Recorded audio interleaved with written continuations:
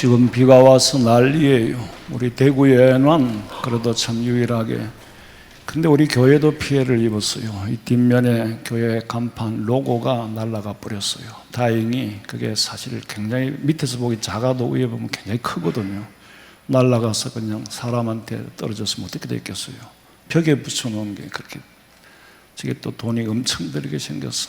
제 간판이 생각보다 비싸요. 저간 그래도 그만하기 감사하고, 우리 대구는 다른 지역에 비하면은 재난이 그렇게 없는 그런 도시예요. 얼마나 감사한지. 지금은 이제 홍수, 장마 이런 개념이 우리나라도 아열대 지방으로 접어들면서 이제 우기, 건기로 나누어지는, 동남아와 같아지는 지금 그런 상황에 있습니다. 이게 기상이변이라고 하는데, 사실은 이런 변화는 예언되어져 있는 변화이지 갑자기 변한 게 아니에요. 성경의 예언이 이루어지고 성경의 예언대로 지금 변화되어져 가는 거예요. 시간과 공간의 개념도 마찬가지예요. 속도라는 개념이 옛날하고는 전혀 다른 시대입니다. 옛날에는 속도라고 생각하면 여러분 뭘 추상합니까? 달리는 거, 뛰는 거. 그런데 지금 속도는 그런 개념이 아니에요. 성경이 말하는 것도 그렇고. 제가 우리 아이가 대학에 들어가려고 할 때에 내가 그랬어. 네가 뭘 하든지 간에, 예를 들어서 내가 지금 영어를 하니까 영어를 가지고 앞으로 밥 먹고 살려고는 생각하지 마라. 영어를 가지고 다른 학문을 가르쳐야지, 영어를 가지고 밥 먹고 사는 시대는 앞으로 없을 거다. 자동차 면허증만 가지면 옛날엔 살았지만은 지금은 영어는 다 할 줄 아는 거야. 그래서 복수전공인가 이중전공인가 했는데, 제가 무슨 말을 드리려고 하냐면은, 그러면서 학벌과 학력 시대도 사라질 거라고 얘기했어. 최근에 보니까 메가스타디인가 거기서 학벌과 학력이 사라진다는 얘기는 저는 벌써 15년 전에 내 아들한테 했고 20년 전부터 서서히 급변하는 걸 봐왔어요. 세상에 교수 밥그릇이 그렇게 쉽게 없어질 줄 누가 알겠어요. 급변합니다. 변하는 속도가 너무 빠르다는 얘기는 제가 옛날부터 했어요. 옛날부터. 우리 장로님하고 저하고 같은 시대, 목사님이 어떻게 아십니까? 그런데 장로님, 제가 어릴 때는 변화가 없었잖아요. 근데 장로님이나 저나 같은 동시대에 좀 살았는데, 지금도 동시대에 살지만은 지금은 급변하고 있잖아요. 우리 앞에 어르신 장로님들 계신데 30년 전에 그런 얘기를 나누었어요. 지난주에 제가 우리 부목사님 미국 유학 갔는데 그 째째했음을 제가 양심으로 고백하고 그랬는데, 그날 오후에 제가 경상 건곡교회에 헌신 예배를 마치고 나오는데 카톡이 왔어요. 그래서 열어봤더니 그 미국에 있는 그 간료한 목사님이라. 깜짝 놀랐어요. 그러니까 열어보니까 목사님 지금 미국은 토요일 오후인데 제가 잠깐 쉬느라 잠이 들었는데 꿈에 목사님을 만났습니다. 너무 반가워서 유튜브를 열어봤더니 마침 저에 대한 말씀을 하시더군요. 아이고. 그리고 제 아내와 함께 흐르는 눈물을 참을 수가 없었습니다. 문자 지금 그대로 있어요. 그때 목사님이 보신 대로 저는 참으로 어려웠습니다. 그러나 제가 돌아보면 그 시기에 내가 연단받고 나를 낮추시기 위해서, 나를 다듬으시기 위한 하나님의 과정에 있었습니다. 그래서 저는 감사하고 있습니다. 그리고 유튜브로 보이는 목사님의 모습이 많이 약해진 것 같아서 참 마음이 아픕니다. 그래요. 어떻게 약해졌는지 모르겠어요. 근데 그 글을 읽고 제 머리에 화롯불을 이는 것 같아요. 제가 왜 이 말씀을 드리냐면은, 간료한 목사님을 연단시키는 분은 하나님이 연단시켜야지 제가 연단시키는 건 아니잖아요. 저는 그저 거기 도와준 게 아무것도 없고, 갈 목사님을 연단시키는데 도와준 거는 아무것도 없어요. 내가 그저 째째했을 뿐이지 뭘 도와줬어요. 그는 갈 목사님이 그렇게 말씀하셔야지 내가 그렇게 말할 수 있는 건 아니라 이 말이에요. 가룟 유다가 예수님 하나님의 뜻을 이루었습니까? 마태복음 26장 24절.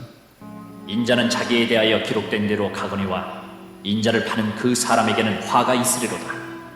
그 사람은 차라리 태어나지 아니하였더라면 제게 좋을 뻔하였느니라. 예수님께서는 이미 십자가를 치러 오셨고 예언대로 십자가를 치셨지만은 가룟 유다의 행동은 하나님의 뜻을 이루고 주님의 뜻을 도운 것이 아니라 자기 이익을 기준으로 하여서 팔아먹은 거잖아요. 그러니까 차라리 너는 태어나지 않았으면 좋을 뻔했구나. 어떻게 네가 거기에 쓰임받느냐. 여러분은 나쁜 일에 쓰임받지 마시기를 주님의 이름으로 축원합니다. 1만 달란트의 빚을 탕감받았다. 여러분, 달란트라는 것을 옛날에 제가 설명을 했더니 어떤 분이 찾아와서 목사님, 달란트는 그렇게 해석하는 게 아닙니다. 이렇게 해석하는 겁니다. 그래서 예, 그렇습니까? 알겠습니다. 그래서 근데 신학을 전공을 안 한 사람은 그런 말을 쉽게 할 수가 없습니다. 달란트라는 게 재능으로 해석할 때가 비유할 때가 있고, 지금 오늘은 달란트는 금의 중량이나 화폐 단위를 말하는 겁니다. 근데 하나는 알고 둘을 모르니까 내가 무안해 할까봐 예, 알겠습니다. 그러고 말았는데 좀 그렇더라고. 자, 우선 이제 1달란트는 얼마냐면은 30kg예요. 그러면 1만 달란트 같으면은 30만 킬로라. 내가 오전에 일부 예배 3만 킬로라고 했다고 우리 부목사님한테 지적을 당했어요. 목사님 30만 킬로입니다. 딱 그냥. 그게 뭐냐면 이제 목사님 실수했으니까 수정해라 그 말이죠. 그 나쁘게 받아들이면 틀렸다. 근데 데나리온은 하루 1당이죠. 그 100데나리온이면 키로봤자 석 달 열흘 임금치야.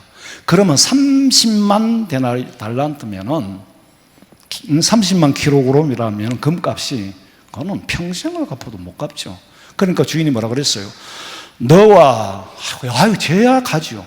아니야, 너 처도 팔아야 돼. 자식도 팔아야 돼. 그리고도 다 갖고 와. 그래서 갚아 그랬다. 내가 갚겠습니다. 근데 갚을 수가 있어요? 탕감을 해줬죠.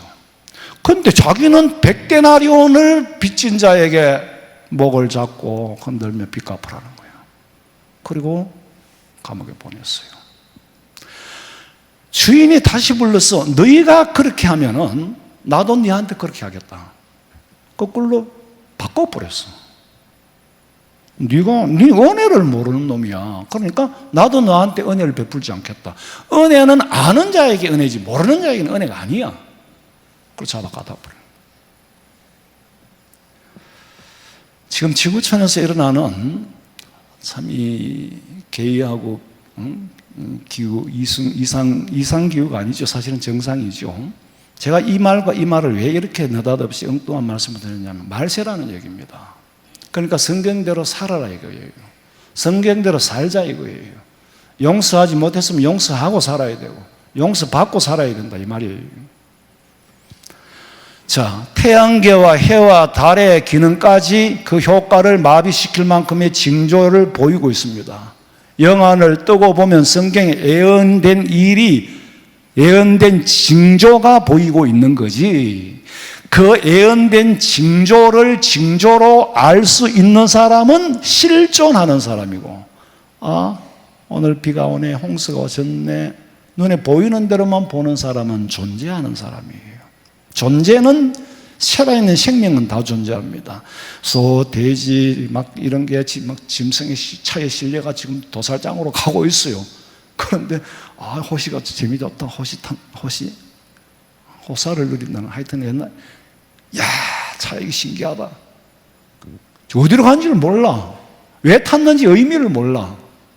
그거는 그냥 존재하는 거예요. 실존하는 거는 내가 지금 어디로 가고 있지? 내가 왜 이걸 타야 되지? 그걸 생각하는 사람. 내게 주어진 일에 의미를 부여하고 의미를 캐내고 아는 사람은 실존하는 사람이고, 그대로 받아들이는 것은 존재하는 이성 없는 짐승과 같다는 거예요. 여러분이 시대의 변화를 수용도 해야 되지만 변화 속에 감추어져 있는 비밀한 징조를 발견해야 영안이 뜨인 사람이에요. 요한계시록 6장 12절. 내가 보니 여섯째 인을 떼실 때에 큰 지진이 나며 해가 검은 털로 짠 상복같이 검어지고 달은 온통 피같이 되며. 이게 하나도 빠짐없이 앞으로 일어날 일들입니다. 지진이 지금만 있었나요? 옛날에도 있었습니다. 이것이 계속 징조로 보여주는 거예요. 어느 날 갑자기 한 이틀 징조를 보여주고 종말이와 그렇게 하지 않습니다. 계속 참고 보여주는 거예요. 해가 검은 털로 짠 상복같이 검어지고 달은 온통 폐같이 됩니다. 지구 환경의 변화, 낮과 밤, 해가 검게 보이고 해와 달이 변하는 게 아니고 환경이 변하면 해와 달이 검게 보이고 핏빛같이 보이게 되어 있어요. 그런 기능을 못해요. 못하면 환경 파괴가 일어나고 기후 변화가 일어나고 생태계가 파괴될 거고, 생태계가 파괴되면 먹이 사슬에 문제가 생기고, 그러면은 모든 게 변화가 일어나겠죠. 나중에는 식량의 기근까지. 아모스 선지자를 통하여서 말씀, 양식이 없는 기근이 아니라, 마실 물이 없는 것이 아니라 하나님의 말씀의 기근이 온다. 말씀, 육체적으로 먹을 양식 기근만 오는 것이 아니라 말씀의 기근까지 온다. 아니요, 목사님, 챗 GPT가 설교를 무지무지하게 만들어냅니다. 그런데 그럼에도 불구하고 이 바다 저 바다를 찾아다닐 거다. 왜? 말씀이 갈급하여. 왜? 진짜가 없다는 거죠. 그 속에 참과 거짓을 분별할 수 있는 영안의 눈이 뜨여져 있는 사람이라면은 수없이 챗GPT로 3초 만에 만들어지고 5초 만에 만들어지는 그 설교에 진리를 못 찾으니까 진리를 찾아서 갈급하게 뛸 것이다. 마태복음 24장 29절. 그날 환란 후에 즉시 해가 어두워지며 달이 빛을 내지 아니하며 별들이 하늘에서 떨어지며 하늘의 권능들이 흔들리리라. 하늘에 태양의 빛이 뭐 한 번만 이렇네? 아니요. 옛날에 예수님이 십자가에 못 박혀 돌아가실 때 인간들이 최고의 사악한 죄를 지을 때 그 해도 빛 잃고 백야가 캄캄해져 버렸잖아요. 지금 지구상에서 일어나는 일들로 끝이 아니라 해와 달의 기능을 할 수 없는 날이 온다. 계시록 8장 12절. 넷째 천사가 나팔을 부니 해 3분의 1과 달 3분의 1과 별들의 3분의 1이 타격을 받아 그 3분의 1이 어두워지니 낮 3분의 1은 비추임이 없고 밤도 그러하더라. 모든 환경의 변화가 급변하게 서서히, 그러나 처음과 끝은 너무나도 많이 변하여 오늘 종말이 온다 해도 전혀 이상할 것이 없을 만큼 수도 없는 징조를 이미 보여주었습니다. 더 이상 뭘 보여줍니까? 보여준다는 것은 우리에게 기회를 주는 것일 뿐이지, 영안이 어두운 사람은 아무리 봐도 의미를 부여할 줄 모르고 의미를 찾을 줄 몰라요. 지구 환경의 변화는 핵무기보다 더 무서워요. 핵무기는 사실 쓰기가 어려운 거고 해봤자 어느 한 지역이지만은 그런 것 정도는, 그리고 전쟁, 이거는 서곡에 불과한 거예요. 지구 생태계의 변화, 환경 변화는 아무도 막을 수 없습니다. 그렇다고 우리가 두려워해요? 아니지요. 주님 오실 날이 가까워오니까 참 선의 영역, 하나님의 영역에 있는 우리에게는 목사님 왜 안 계시는가 사람을 긴장시키고 불안하게 만듭니까? 불안하고 긴장하거들랑 불안하지 않도록 기도하세요. 불안하지 않도록 성경의 예언이 우리에게 이루어질 성취인 줄로 믿으시고 소망을 얻으시기를 주님의 이름으로 축원합니다. 아니, 종말을 성경에 있는 대로 말씀한다고 제가 집 팔고 논 팔고 팔아가지고 돈을 내놔라 합니까? 이단들의 특징은 그거예요. 옛날에 개도릭이 그랬잖아요. 우리는 믿음 준비하자는 거예요. 제가 하는 말은 세상살이 포기하라는 말씀이 아닙니다. 계시록 8장 12절 봐요. 그러나 네. 이 사람들은 본래 잡혀 죽기 위하여 난 이성 없는 짐승 같아서 그 알지 못하는 것을 비방하고 그들의 멸망 가운데서 멸망을 당하며. 야, 나는 계시록 했는데 봐. 이게 이게 뭡니까? 갑자기 기억이 안 나네.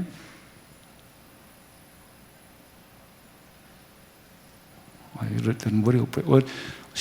어떤 그 신학생들은 유튜브를 봤는데 자기가 처음 설교하러 올라갈 때에 그렇게 몇 달을 준비해 올라갔는데 딱 강대상에 올라가니까 머리가 하얘지더라는 거예요. 앞이 원고가 하나도 안 보이고 거기에 대한 트라우마 때문에 결국 목회를 못한대. 근데 지금 내가 딱 앞이 캄캄해져 버렸어요. 나는 이렇게 틀려도 지는 바로 가잖아, 기계가. 그게 그렇게 세팅을 시켜놨기 때문에 우리 교장 선생님 카더라. 목사님, 저는 교장 훈시 5분 하는데 2주간 준비하는데 목사님 매일 어떻게 합니까? 그러더라. 이제는 막 내가 안 해도 막 기계가 막 해준다니까. 자, 이렇게 예언이 성취되어져 가는 걸 보고도 영안이 어두워서 깨닫지 못하고 단순한 문명의 산물로만 생각하는 사람을 향하여 하시는 말씀이 베드로후서 2장 12절이에요. 본래 잡혀 죽기 위한 이성 없는 짐승 같다. 아무리 징조를 보여주면 뭐해? 징조의 의미를 모르고 징조의 의미를 알려고도 하지 않는데, 눈앞에 나타나는 현상을 보고도 현상 속에서 의미를 모르고, 그러면 실존자가 아니지요. 문명의 발달이 종말을 알리는 것이 아니고 종말을 알리기 위한 과정의 문명이 필요한 겁니다. 예? 다니엘 12장 4절. 다니엘아, 마지막 때까지 이 말을 간수하고 이 글을 봉함하라. 많은 사람이 빨리 왕래하며 지식이 더하리라. 자, 계시라는 것은 봉할 때가 있고 열 때가 있어요. 내가 열 수가 없어요. 하나님 열어 보여주시는 게 계십니다. 2500년 전에 다니엘에게 보여주셨던 그 말을 봉하고 있다가 앞으로 이런 일이 있을 것이다, 있는 일 자체가 계시를 열어 보여주는 겁니다. 빨리 왕래하며, 지금 제가 하는 이 말이 전 세계에 전달되는 데는 1초라는 시간이 개입될 수가 없어요. 전 세계에 시간이라는 개념 밖에 시간이 개입할 수 없는, 시간이라는 이 속도 자체의 개념 자체가 다릅니다. 그걸 이미 2500년 전에 다니엘이 예언한 그 시대가 지금 나타나고 있어요. 행여나 잊어버릴까봐 마지막 때까지 이 말을 간수하고 이 글을 봉함하라. 봉함했던 것이 열리는 시대, 내가 안 열어봐도 보여주는 걸 어떻게 해요? 뭐 양자 컴퓨터, 컴퓨터 발전이 그렇잖아요. 컴퓨터, 스마트폰, 뭐 이런 AI, 인공지능, 양자 컴퓨터, 지금은 챗 GPT. 이게 지식의 끝이면 좋겠는데 앞으로 어떻게 더 발전해 갈지가 믿음 없는 눈으로 보면 세상이 무서워요. 이게 나쁘게 사용되어진다면 40년 전에 제가 봤던 영화 터미네이터와 같은 현상이 나타날 거라는 거죠.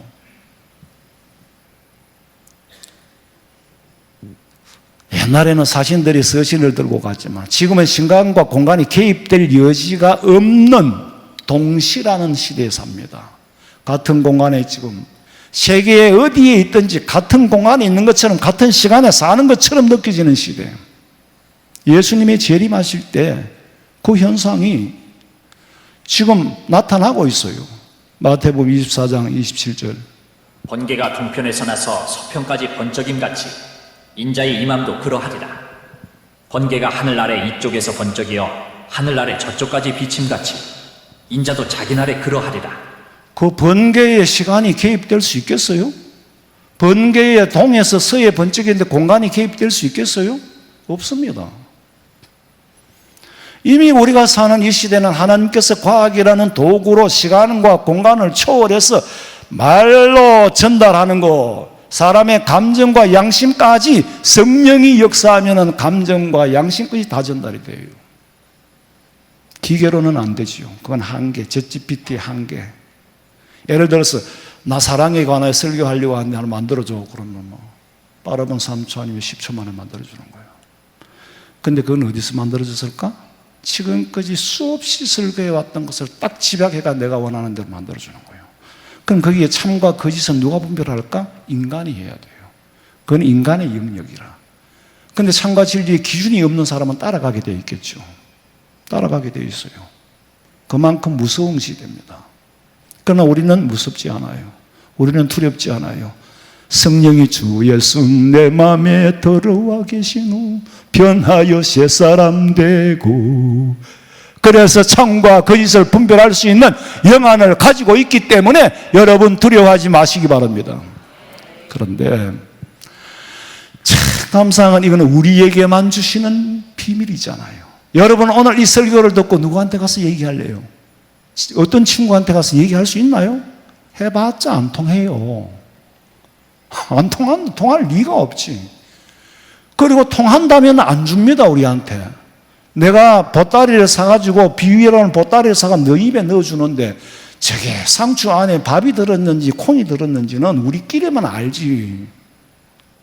예수님이 그랬잖아요. 다 알지 않게 하겠다고.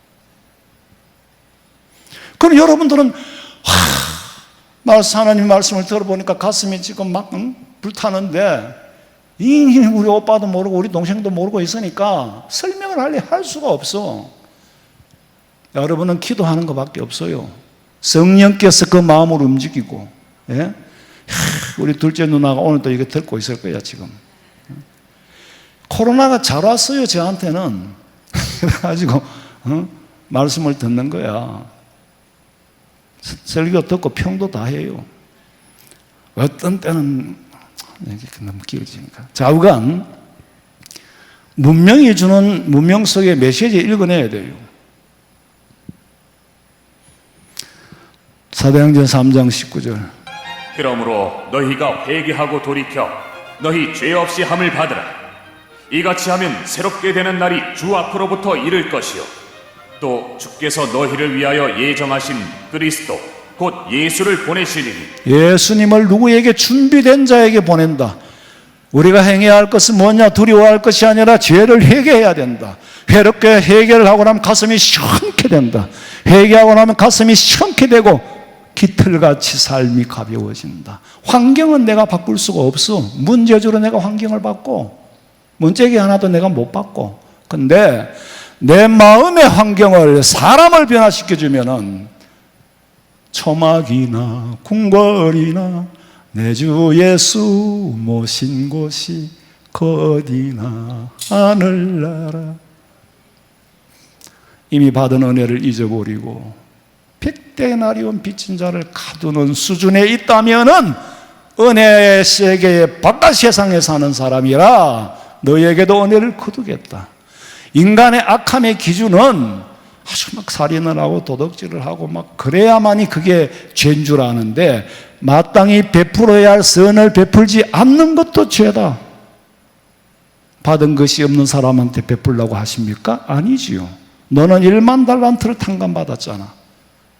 우리는 지금 1만 달란트를 탕감받아 놓고 100대 내려온 빚진 자를 옥에 가두고 베풀 줄 모르는 그 자체가 인간의 사악함인데 나를 돌아보니 그 사악한 존재더라. 하나님, 나는 정말 하나님의 사람 되고 싶습니다. 하나님의 선의 영역에서 살고 싶습니다. 아가토스라는 그 선 안에 들어가려고 기도할 때 성령께서 하는 만큼 위로를 해주시고 그 세계를 보게 하는 거예요. 성경에서 1만 달란트가 다니엘가 주는 의미는 아무리 갚아도 갚을 수 없는, 평생을 못 갚는 불가능한 일. 18장 26절에 종이 엎드려 절하되 내게 참으소서 갚으리이다 하거늘. 갚겠다는 마음이 너무 착해서 탕감해 준 거예요? 아니에요. 불쌍히 여기고 사랑의 근거에서 탕감을 해줬는데 은혜란 가치를 알았더라면 그 가치가 발생을 했을 건데 은혜를 몰랐기에 다시 감옥에 간 거예요. 여러분, 내 삶을 한번 생각해 보면요, 우리가 막 죄를 짓고 막 묶여가고 막 붙잡혀 가는 거 보고는 희열을 느껴요. 반사 이익을 얻거든. 나는 저런 사람이 아니라고. 나는 저런 사람이 아니라고 생각하는 사람은 그 죄인과 똑같은 사람입니다. 나도 저렇게 붙잡혀 가야 할 죄인이에요. 하나님 앞에서는 나도 100데나리온을 탕감해 주지 못한 죄인이에요. 그 죄에서 벗어나려고 발부둥치고 애쓰는 게 참 크리스찬의 모습입니다.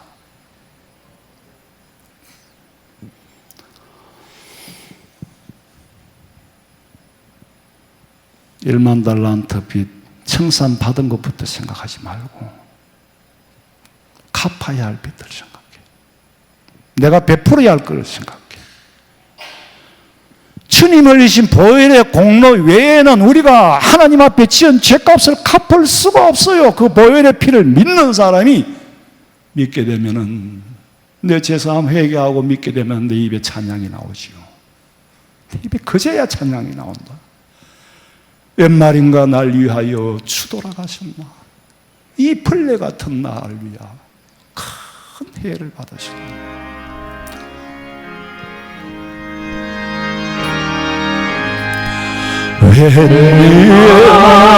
웬일인가 날 위하여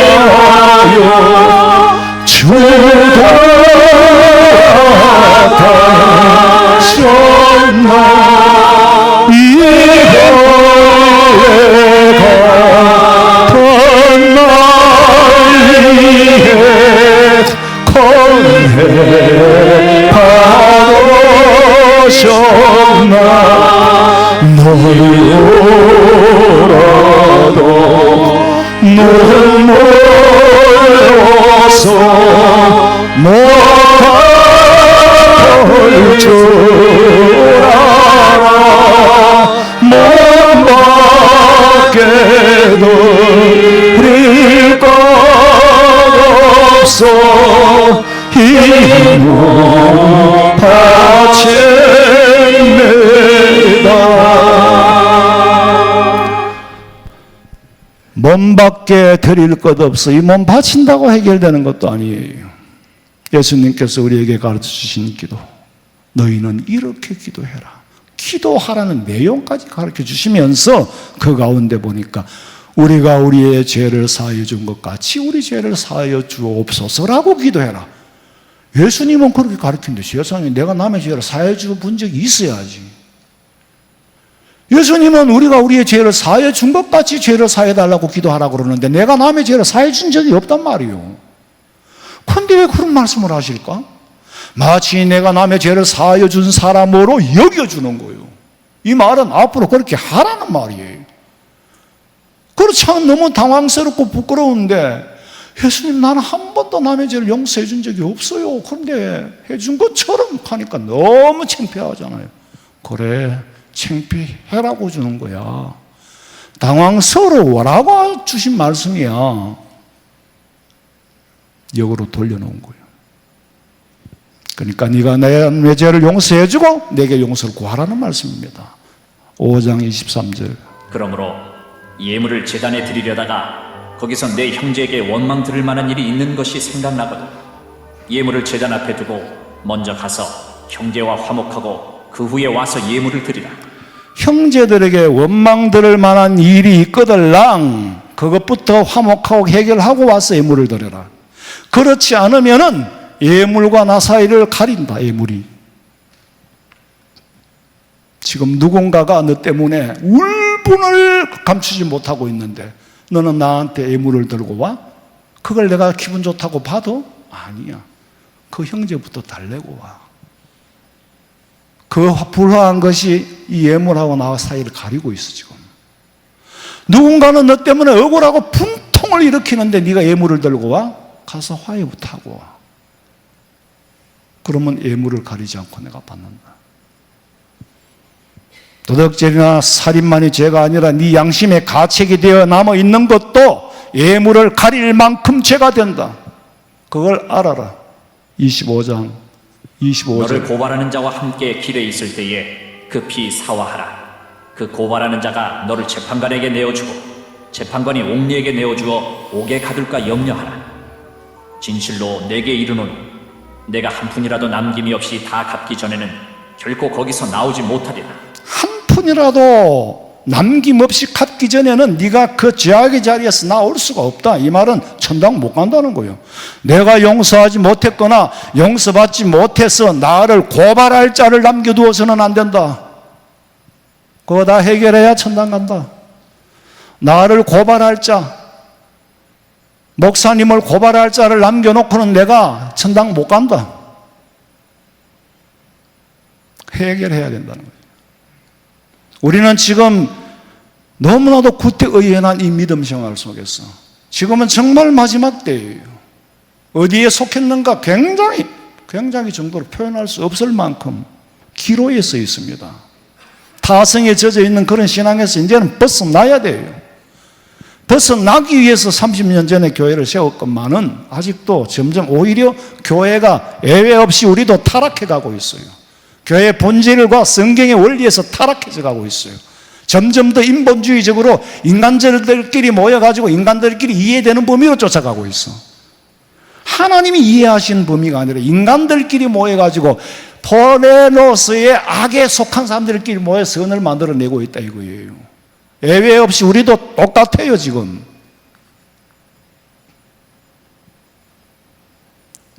설사 내가 남의 죄를 사하여 주었다 해도 자랑할 수가 없어. 자랑거리가 못 돼. 왜? 내가 아니잖아요. 주님 주신 거 받은 거에 비하면 아무것도 아니에요.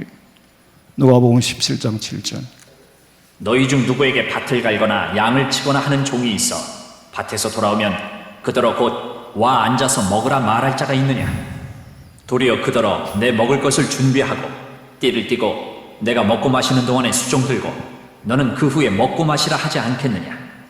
명한 대로 하였다고 종에게 감사하겠느냐? 이와 같이 너희도 명령받은 것을 다 행한 후에 이르기를 우리는 무익한 종이라 우리가 하여야 할 일을 한 것뿐이라 할지니라. 이해되는 구절도 있고 이해가 안 되는 구절도 있고 상식을 뒤집어서 말씀하고 계십니다. 자, 종이 있어 우리 집에 하루 종일 덜어야 밭에서 일을 하고 저녁에 돌아왔어. 와가지고는 쉴 틈 없이 저녁 식사를 준비해. 저녁 식사를 준비해서 주인에게 대접을 하면서 시중까지 들어. 세상에 우리는 거지갈까지도 못 갈 것 같아. 아이고 내가 밥은 해놓을게. 네가 일 열심히 하고 와서 밥은 내가 해놓을게. 내가 와서 먹어라. 그게 상식이요. 그 다음 밥을 했다 하자. 그래 일하고 와가 밥까지 한다고 고생이 많았다. 빨리 먹어라. 그거까지가 상식이에요. 근데 성경은 뭐라 그래요? 그렇다고 해서 먹어라 할 자가 있겠느냐? 그 말은 없다는 거지. 이 무슨 상식, 이런 상식이 있어요. 근데 당시의 사회를 이해하면 이해가 됩니다. 그 당시에 종은 이미 팔려져 갔기 때문에 몸값을 선부를 받고 팔려갔어요. 주종관계에 있어요. 이미 값을 주고 사왔기 때문에 숨 쉬면서 일하는 물건에 불과해요.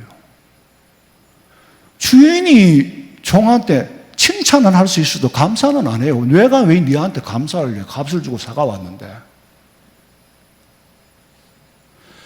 그래서 먹으라 하면은 이제 먹고, 그래도 주인이 먹지 말라면 못 먹는 게 주종 관계라 이 말이에요. 우리는 하나님 앞에 내놓을 게 아무것도 없어요. 이미 피로 값주고 하나님 앞에 사신 바 된 줄로 믿으시기 바랍니다. 그래서 바울은 바울로서 둘로서 나는 예수 그리스도의 종이라고 고백한 거예요. 이미 우리는 피로 값주고 팔렸다니까 하나님 앞에. 근데 뭘 내가 내놓고 뭘 자랑하고. 그게 본질에서 벗어난 거예요.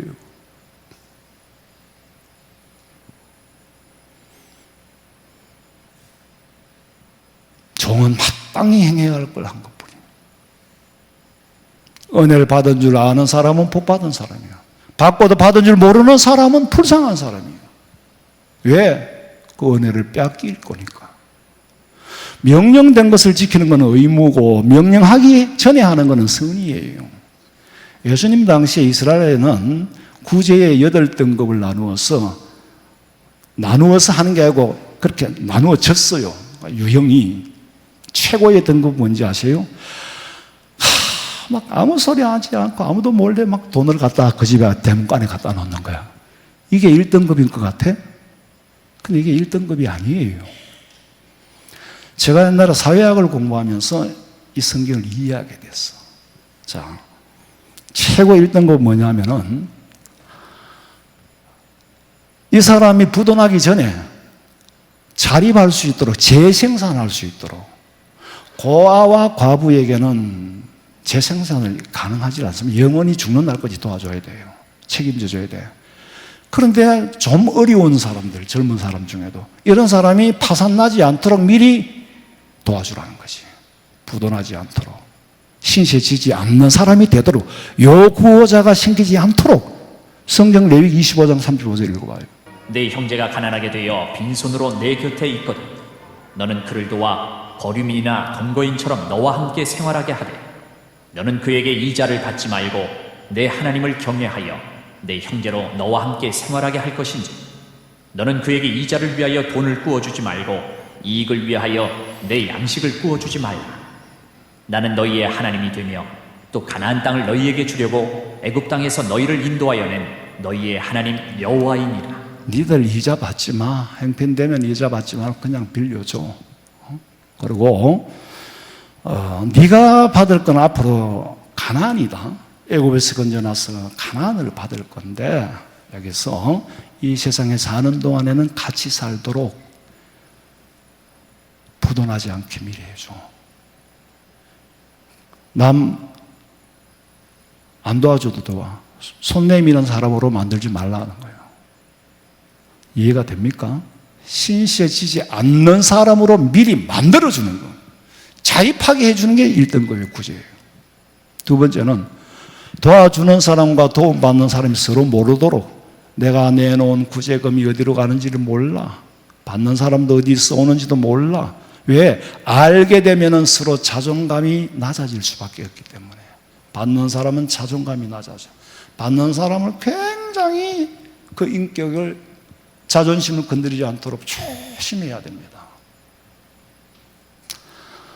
당시 예루살렘 성전에는 은밀한 골방이 나고 있었어. 아무도 없는데 누가 돈을 갖다 놓거나 먹을 걸 갖다 놓으면 아무도 없는데 가서 내게 필요한 만큼 갖고 가는 거예요. 근데 옛날에 우리 교회 해보니까요, 하루 저녁에 다 가갚더라고. 이거 입구에 살 갖다 놓으니까. 도둑놈이지 그거는. 자, 누가 갖다 놨는지 누가 가져갔는지를 모르도록. 마태복음 6장 3절. 너는 구제할 때에 오른손이 하는 것을 왼손이 모르게 하여 내 구제함을 은밀하게 하라. 은밀한 중에 보시는 너희 아버지께서 갚으시리라. 오른손이 하는 걸 왼손이 모르게 한다는 말은 같은 지체잖아요. 지체이지만 몰라야 된단 말이에요. 왜냐하면 받는 사람의 자존감을 존중해 주어야 되기 때문에. 구제를 하면서 온 동네에 외고합니까? 인원에서 합니까? 원조하고 구조하고는 달라요. 구호하고. 저는 참 우리 교회 집사님이 그걸 마트가 있는 쭉 이래 보면은 목사님 제가 도저히 이름을 기록을 못 하겠습니다. 왜 그러니까? 제가 제만 아는 것도 그런데 원래는 어느 교회든지 구제만큼은 목사가 직접 합니다. 왜냐하면 남이 알면 안 돼요. 내가 아는 것도 어려운데 이거를 기록해가지고 다음 사람한테 물려주게 되면 계속 그게 원래 성경의 원리가 아니에요. 지금 우리가 하고 있는 이 방법이 원리가 아니에요. 그런데 그렇게 됐어요. 그게 교회의 타락이에요. 모르게 해야 되고 그 사람의 자존감을 낮게 하지 말아야 되고 내 이름이 온 동네에 알려지는 거는 그거는 막아줘야 돼요.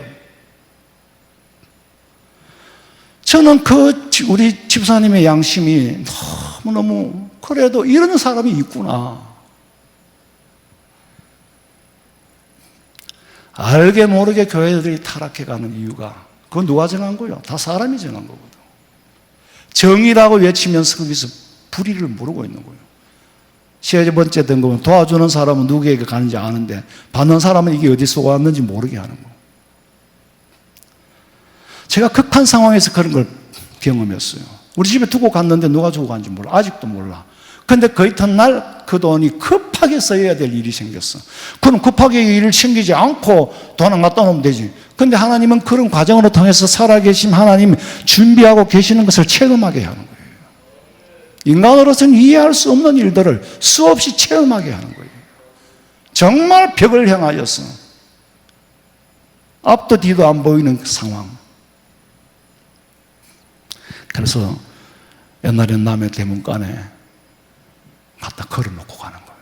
근데 요새는요, 몰래 대문간에 걸어놓고 가면 안 돼요. 여러분이 혹시 농사지가 상추를 우리 집에 가지고 올라가거들랑 상추를 우리 문고리에 걸어놓고 김개똥 집사 이름 써놔야 돼요. 그래야 내가 먹지 안 그러면 여기 독이 발라졌는지 남의 집에 가야 될 게 우리 집에 왔는지를 몰라. 이름 없이 빚도 없이 하는 시대가 지금 넘어버렸어요. 아니 우리 권사님이 쑥떡을 죄송하지만 세상에 그냥 한 박스를 해가지고 보냈는데 남의 집 앞에 갖다 놨는 거야. 동을 몰라가. 우리 집에 앞만 봐도 쑥떡이 안 와. 내다 봐도 쑥떡이 안 와. 목사님 갖다 놨다는 거예요. 갖다 놔? 이게 누가 가져갔나요? 근데 남의 집에 갖다 놓으면 그 집에서도 또 그 쑥떡을 안 갖고 가. 나무 그를 뭐 이런 게 왔지. 어디 정체도 없고. 그런 오발사고가 일어나기 때문에 꼭 상추를 갖다 놓으실 때는 이름을 기록할 것. 네 번째 등급은 도움 주는 사람 누구에게 간지 모르고 있지만 받는 사람 어디서 왔는지를 알아. 다섯 번째는 도움을 청하기 전에 서로 알고 주는 거야. 야, 너 지금 어렵잖아. 다음은 이기라 가지고 보신이라도 좀 해. 그래 서로 알고 주는 관계야. 여섯 번째는 도와달라는 것보다 작게 주는 거. 달라는 것보다 작게 주는 거. 여섯 번째는 도와달라고 해서 도와주는 거. 일곱 번째는 도와달라는 것보다 작게 주는 거. 여덟 번째는 도와주면서 인상을 먹거지 쓰는 사람. 이거는 막 거의 뺏기는 수준으로 주는 거야.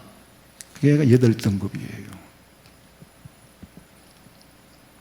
오늘 본문 말씀은 뺏지 않는 것만이 죄가 아니라 베풀지 않는 것도 죄다. 하나님의 은혜는 큰 보자기 같아서 내 죄를 퍽 덮으시 엎었는데 내가 남의 죄를 용서해 주는 거는 수금방만큼 안 되니까 내가 눈을 지은 죄도 못 가려줘.